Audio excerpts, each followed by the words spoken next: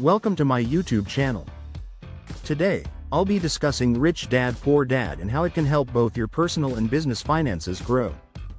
At the time of this recording, if Elon Musk, the founder of SpaceX and Tesla, spent the average American salary of $56,516 per year, he could survive well into the future.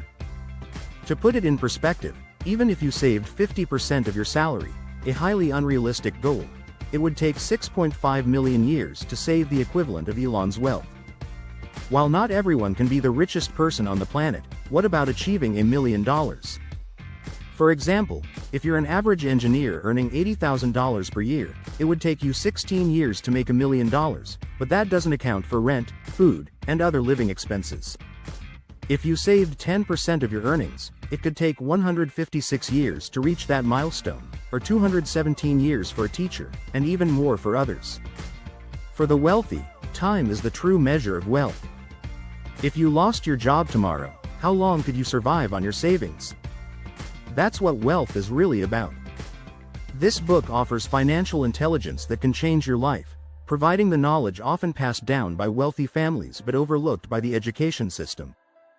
By the end of this video, you'll have a bird's eye view of the book's most important concepts and quotes, which will help guide you toward financial freedom. Let's dive in. Rich Dad Poor Dad tells the story of two fathers, one with a wall full of degrees and diplomas, and the other, a high school dropout. One will leave little behind except debt, while the other becomes one of the richest men in Hawaii, passing his wealth on to his children. The book follows two boys as they learn to use their minds and time to create wealth through investments and business.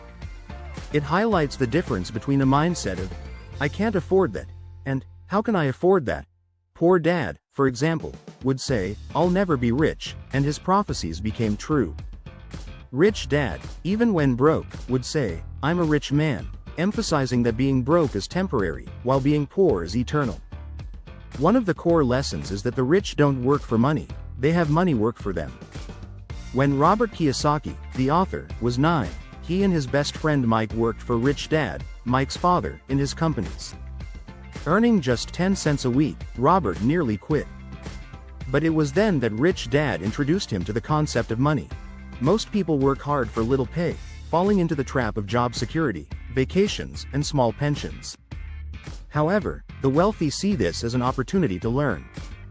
They understand that people are controlled by fear and greed, working harder for money, only to desire more things, which locks them into a cycle of hard work, spending, and the rat race. To break the boys from this mentality, Rich Dad cut their wages to zero, forcing them to learn how to generate income on their own. One day, they stumbled upon outdated comic books and opened a library, earning $9.50 a week without working, thus beginning their journey of making money work for them. The book also stresses the importance of financial literacy. It's not how much money you make, but how much you keep. The education system teaches you how to be a good employee but not how to manage personal finances or build wealth. One of the key lessons is understanding the difference between an asset and a liability. An asset puts money in your pocket, while a liability takes money out. Rich people acquire assets, while the poor and middle class acquire liabilities they mistakenly think are assets. Kiyosaki also explains why your home is not an asset.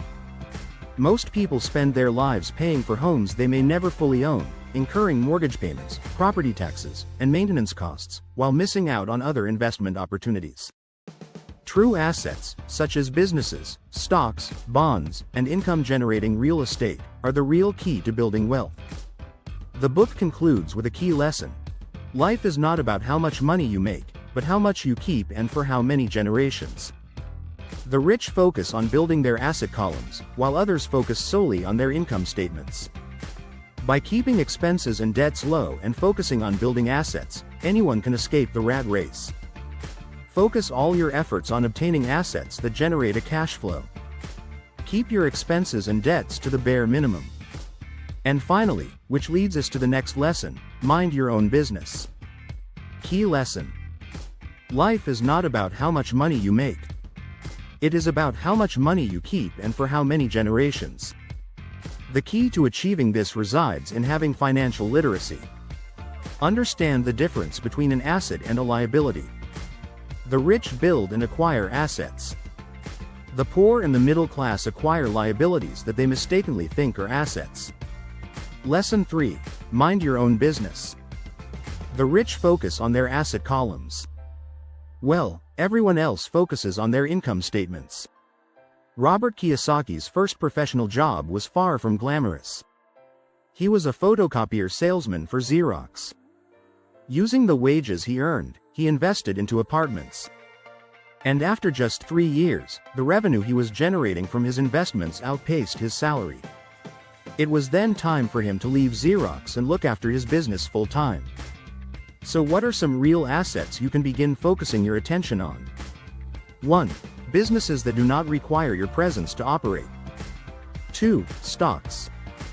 3. Bonds. 4. Income-generating real estate. 5. Notes, or IOUs. 6. Royalties from intellectual properties like music, scripts, or patents. 7. Anything else that produces an income or appreciates in value. Things like cryptocurrencies, websites, YouTube channels, etc. Once a dollar goes into your asset column, never let it come out again. Feed your asset column. Robert thinks of every dollar he puts into his asset column as an employee. Each dollar in my asset column was a great employee, making more employees to buy the boss a new Porsche. And the best thing about money is it can work for you 24 hours a day and it can work for generations. Key lesson.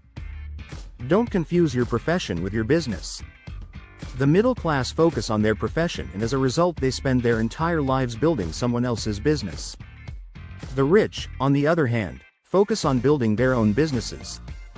Your profession focuses only on the income section of your personal income statement. Your business revolves solely around the asset column on your balance sheet. Hello friends, you made it to the end of the video. Just before you click off, thank you for watching. If you found this video helpful, please like, comment, and subscribe. Don't forget to share it with your friends and colleagues, and be sure to hit the notification bell so you don't miss upcoming videos.